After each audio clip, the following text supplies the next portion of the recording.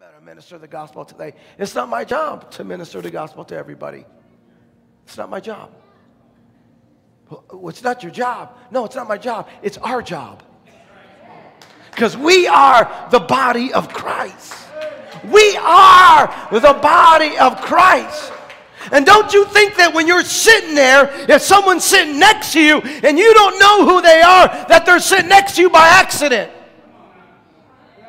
Brother Rosa brought it up already, that there's no, in the Hebrew language, there's not a word that something is simply happenstantial or accidental.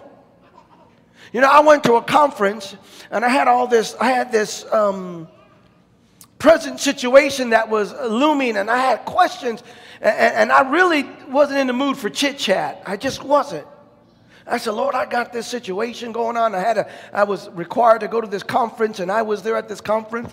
And then after the conference, we were required to go to the specific restaurant, and I go to the specific restaurant. I'm thinking in my mind, I've got to answer these thoughts, Lord. You got to speak to me. You got to talk to me. And there I was, and I'm standing next to a guy, and I don't know who he is, and everyone else is with someone talking, and I'm sitting there. And because I am a real Christian, not because no one's going to see me, no one knows who I am, I'm a real Christian. I said, okay, who's going to eat with him? Who's talking to him? So I kind of like, oh, forget about my issue. And I went over. I said, hey, how are you doing? I talked to them.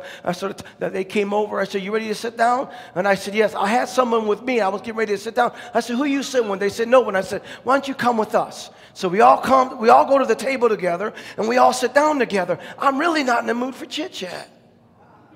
I really got this pressing issue. I need to resolve this pressing issue. He sits down. We start talking. He's a pastor. He's just starting off. I thought, now I got to spend all this time talking to him about principles of the kingdom and everything else and help him. And then he begins to tell me what he does for a living.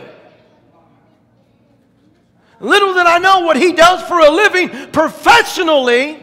His expertise was exactly in that, what I needed to know with my question.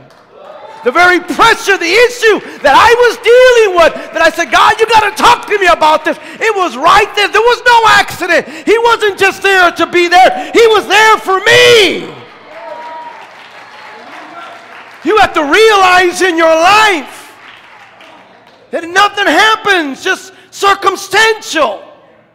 And you want to take measures.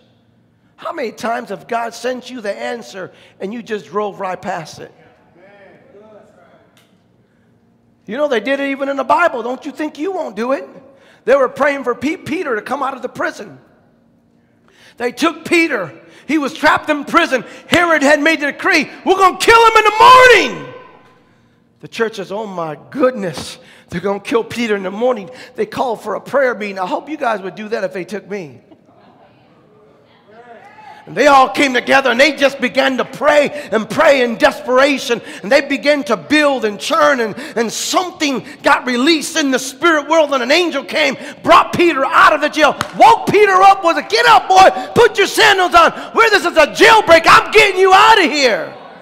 Peter gets out of the jail. He goes back to where the prayer meeting is. He's knocking on the door. He's knocking on the door. And it was like Fred Flintstone. You remember Fred Flintstone, the intro? He would knock on the door, Wilma! Wilma! And they wouldn't open the door. He's knocking on the door. The answered prayer is knocking on the door. Rhoda comes and she goes and she looks out the people. I didn't know they had peepholes then. But they had peepholes because she looked through the peephole and goes, oh my goodness, it's Peter. She doesn't open the door.